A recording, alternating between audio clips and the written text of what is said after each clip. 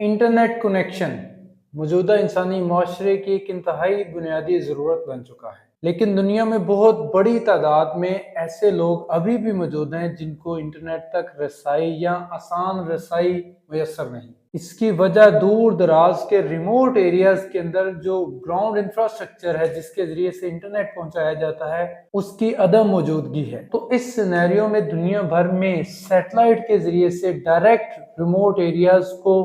Internet फ्राहम करने वाली companies जो हैं वो सामने आ रही हैं। ये कंपनीज अपने कस्टमर्स को सैटेलाइट के जरिए से डायरेक्ट सिग्नल्स के जरिए से इंटरनेट फ्राहम करने की सलाहियत रखती हैं। इन सैटेलाइट इंटर प्रोवाइड करने वाली कंपनीज में सबसे बड़ा नाम एलॉन मस्क की कंपनी स्पेस एक्स की एक जैली कंपनी स्टारलिंक का है। एलॉन मस्क की ये कंपनी स्टारलिंक इस मकसद के लिए तकरीबन 12,000 सैटेलाइट्स ज़मीन के निचले ऑर्बिट में लॉन्च करने का मंसूबा रखती है,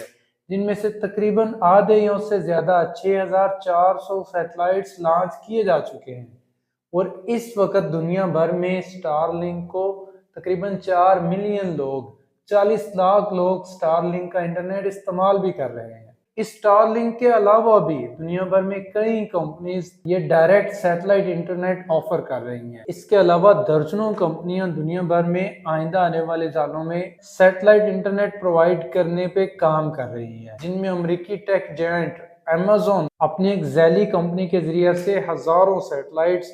जमीन के ऑर्बिट में लॉन्च करने का प्लान रखती है, जिसके जरिए से दुनिया भर में लोगों को इंटरनेट प्रोवाइड किया जाएगा।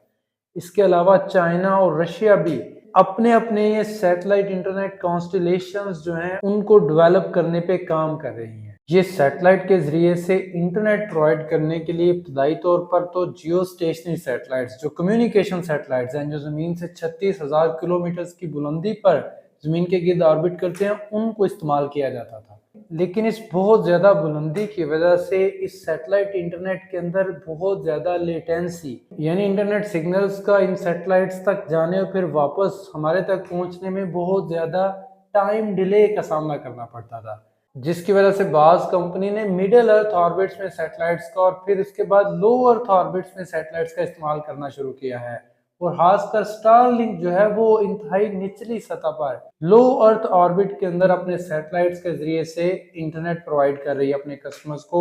जिसकी वजह से ये लेटेंसी यानी डिले का मसला जो है उसको काफी हद तक कम करने में कामयाबी मिली है। अब इन सैटेलाइट इंटरनेट प्रोवाइड करने वाली कंपनीज को दुनिया भर में कस्टमर्स तक रिसाई हासिल करने के लिए मुख्तलिफ ममालिक की गवर्नमेंट एजेंसी से लाइसेंस लेने और स्पेक्ट्रम के राइट्स लेने की जरूरत है। ये स्पेक्ट्रम राइट्स का मतलब यह है कि इन सैटेलाइट्स के जरिए से जिन रेडियो सिग्नल्स के जरिए से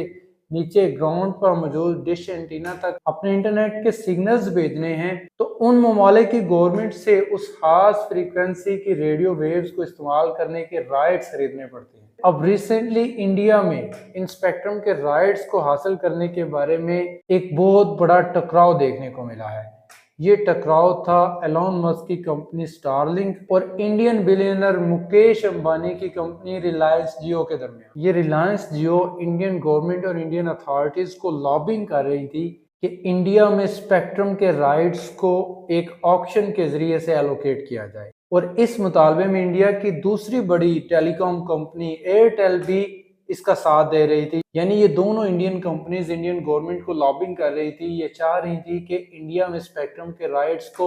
एक ओपन ऑप्शन ओपन बिडिंग के जरिए से एलोकेट किया जाए। जबकि एलॉन मस्क ने एक्स पर एक ट्वीट के जरिए से स्पेक्ट्रम राइट की ओपन बिडिंग या ऑप्शन को क्रिटिसाइज किया और मुतालबा किया कि इंडिया में स्पेक्ट्रम राइट्स को एडमिनिस्ट्रेटिवली एलोकेट किया जाना चाहिए। अब ये एडमिनिस्ट्रेटिवली एलोकेशन और ओपन बिडिंग या ऑक्शन में दोनों में फ़र्क क्या है? असल में इंडियन कंपनीज ये चाह रही थी कि ओपन बिडिंग या ऑक्शन के जरिए से स्पेक्ट्रम राइट्स को एलोकेट किया जाए,